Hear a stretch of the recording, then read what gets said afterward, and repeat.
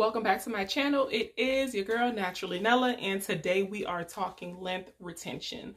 That's one of the most common questions I get: how I grew my hair, how I retain length, and I am going to address that in this video. Now, a while back I did post a video of how I grew my natural hair, but I didn't really get into like super duper details. I just kind of focused on the things that were really important to me, or the things that I really focused on. But I did neglect to include a few other things that I include in, I guess, my hair routine or regimen, things that I consider when I am thinking about the overall health of my hair, and I am going to share that with you today.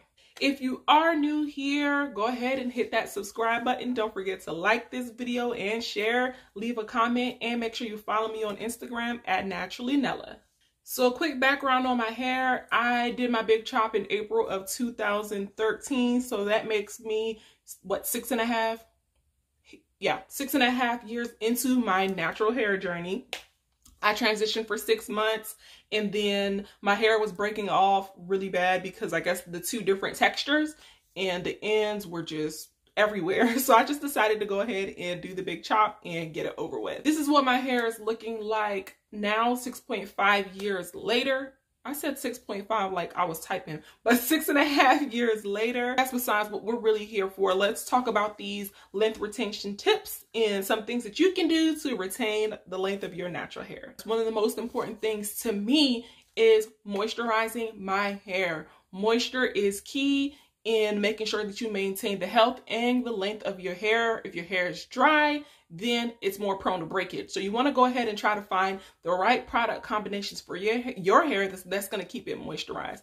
People always ask me, what's your favorite product? What's your favorite product? It's not really all about product. Having great products are important, yes, because in order to, make sure your hair is moisturized, you have to be using great products that work for you. However, there are a ton of products that I love. If I listed them all, it would be all too much. What I'll say is different products work for different people. So you want to just go ahead and find the products that work for you. As far as moisturizing my hair, I deep condition my hair every other wash. I always use a leave-in conditioner when I wash my hair. That's what I use to detangle my hair. I use a leave-in conditioner, a great leave-in conditioner that just provides a lot of moisture. And then I move on to styling. So I try to use products that have a really nice hold and provide a lot of moisture, and that won't, have my hair dry out after 2 or 3 days of doing a twist out.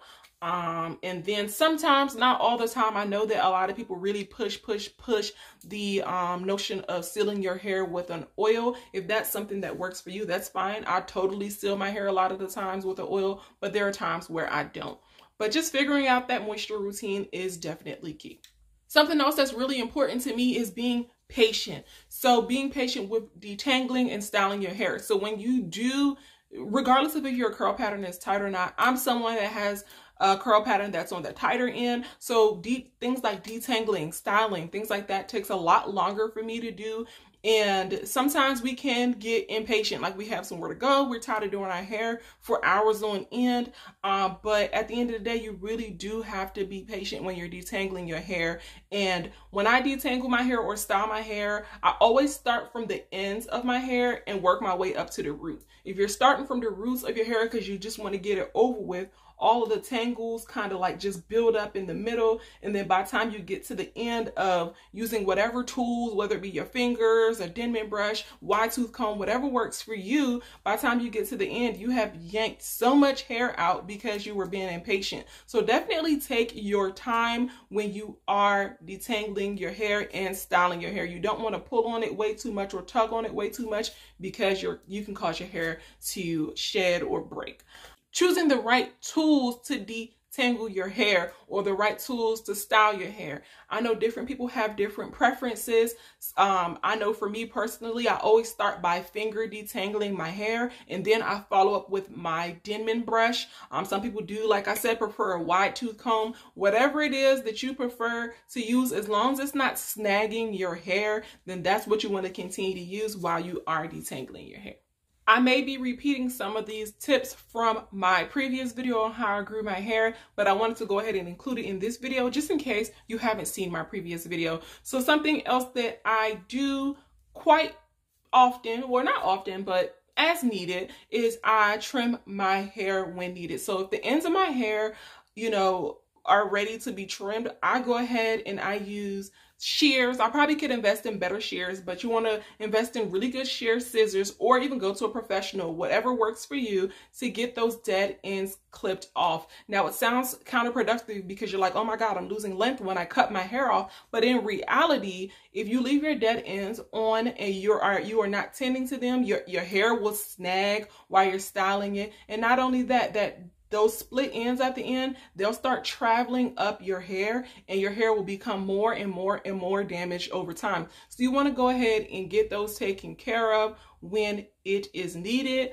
I end up doing it about every 3 to 4 months or so. So you definitely want to make sure that you trim your hair. Next thing, this could be a topic that probably can get a video on its own, to be quite honest with you, but it's just taking care of yourself internally. So you want to make sure that you have like a balanced diet and that you're drinking a lot of water, because good healthy hair, it starts from within yourself. I know a good example for me is I have chronic anemia. After I had my first son, for whatever reason, my anemia just, I don't know, it just became present. I started feeling the symptoms. My hair was breaking so bad. I was trying to figure out what the heck was wrong with my hair. The texture of my hair became really, really, really weird. And I finally went to the doctor and made the connections.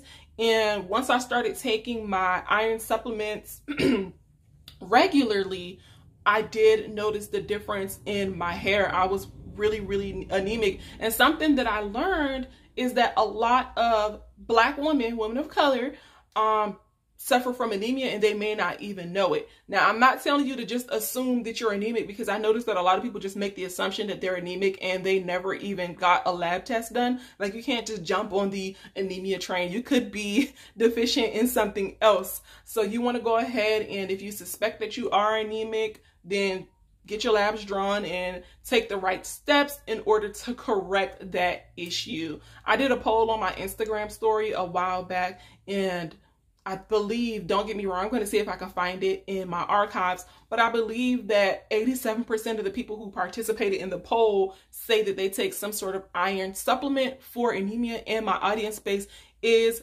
mostly Black women. So definitely get that checked out. Make sure that you are taking care of yourself from the inside to the outside, and that can contribute to the overall health of your hair as well. So another tip that I have, it might come off as if I'm a little bit biased, because I have done this in the past on more than one occasion, and my hair, heck, it's done to my hair right now. So this tip is avoiding, color treatments. Now, my hair is dyed jet black, and that's why I say it might come off a little bit biased. But over the years, I have noticed that when I permanently dye my hair jet black, I do not have any damage, no change in my hair whatsoever. However, I have lightened my hair in the past. I have done a honey blonde color.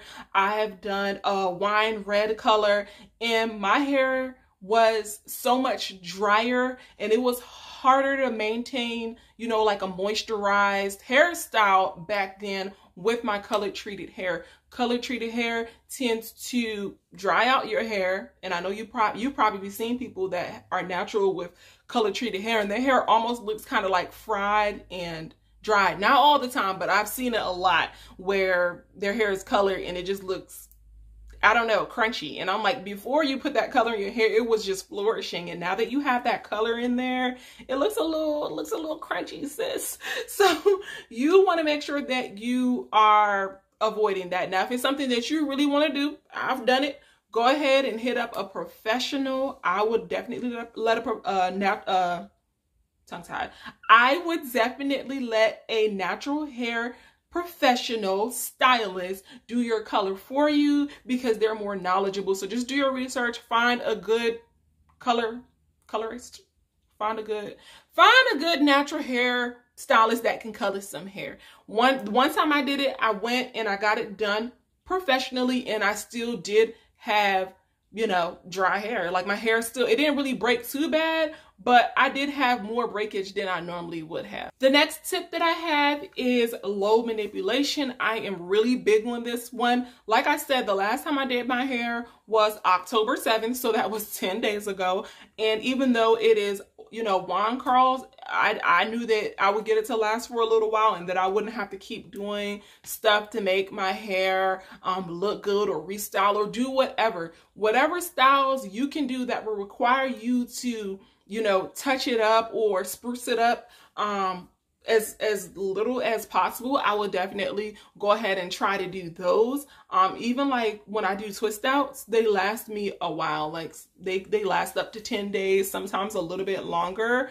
And I just try to do styles that just require me to not do much at all. Like, honestly, the more you play on your hair, the more you're, you know, styling it over and over and over again, the more you are making your hair prone to breakage. That kind of leads into another tip, protective styling. You may like protective styling, you may not. It's basically doing styles that requires you to tuck the ends of your hair away, whether it be box braids, whether it be cornrows, whether it be, you know, just wearing your hair in twists. There are so many options for protective styles that you can do. A wig, it can be anything. I would protective style every once in a while just to give your hair that break from having to style it all the time or multiple times a week. So another really good tip is protecting your hair with a satin scarf or bonnet at night, or even if it's during the day, whenever you're laying down. What this does is it prevents dryness that's caused from the friction of materials like cotton on your pillowcases and things like that. And it also just prevents your hair from becoming tangled and from thinning. So definitely you want to invest in one of those. I don't care how tired I am. I don't care how late I come in. I am going to put my scarf and my bonnet on to go to sleep. Period. Like, it's very rare that I forget to put it on because that's just how important it is to me. Whenever I forget to put it on, which is very rare, my wake up, my hair is messed up, got to restyle, my hair looks drier. So this is definitely something that I try to do a lot. Even if I forget to do it sometimes, my husband, he'll wake me up and be like, girl, put that on because you're going to be mad as heck tomorrow. So yeah, he's a real one for that. So definitely you want to invest in that, or you can even invest excuse me, if you hear my son making noise in the background, ignore him. He's laying right next to me. So yeah. Yeah, you can invest in even like a satin pillowcase. I have a really big satin bonnet. Like if you have a lot of hair like me, I use this satin bonnet right here. And it has this little clip, which allows for me to put like a whole lot of hair in here. So if I have like a protective style, like when I wore my braids, I just put it in here and it was able to protect it all the way down at the end. This is not sponsored, but I did just want to share this with you guys because I really love this bonnet, and it was sent to me a long time ago from a company called Sassy Hair Cap. I'll link it in the description of this video just in case you want to invest in a really big satin bonnet that you love. Last but definitely not least is my last tip to you. Now, it's not something that you can physically do, but it's something that I encourage people to do all the time. I don't know if you have heard of the quote before, comparison is the thief of joy. Do not compare your journey to anyone else's. Everyone's hair is different. Everyone has a different natural hair journey. Don't worry about, you know, how quickly you may see Shaniqua girl or Ashley girl's hair growing. You're on your own journey. Just focus on your journey. Focus on embracing, you know, embracing where you are, because there was a time where my hair was literally this long and people were wondering why I even cut my hair. They were like, girl, you're tripping. And I'm like, okay, like that's fine. And it made me doubt myself. It made me want to go back and get a relaxer sometimes. But after a while, I fell absolutely in love with my natural hair. I am so glad I didn't let the outsiders, you know, get in my head or talk me into even going back to relaxers, because my hair is flourishing more than I ever thought it would. And I am just grateful for, you know, sticking to this journey and seeing the results and not only that, just seeing the, you know, seeing the effect that my journey has had on other women. Like, a lot of women have messaged me or reached out to me asking for tips or just even what I do and to get my hair to where it is. And yeah, I'm just happy that I'm able to do this, guys. Just focus on your journey. Love yourself, love your hair, love yourself from the inside out, and everything will follow. Just be patient. That is all for the tips that I have today. I hope that this was really helpful to you guys. Thank you so much for tuning in for another video. I'll have more coming soon. And like I said earlier in the video, don't forget to subscribe, like, share, and I would really appreciate it. Thank you.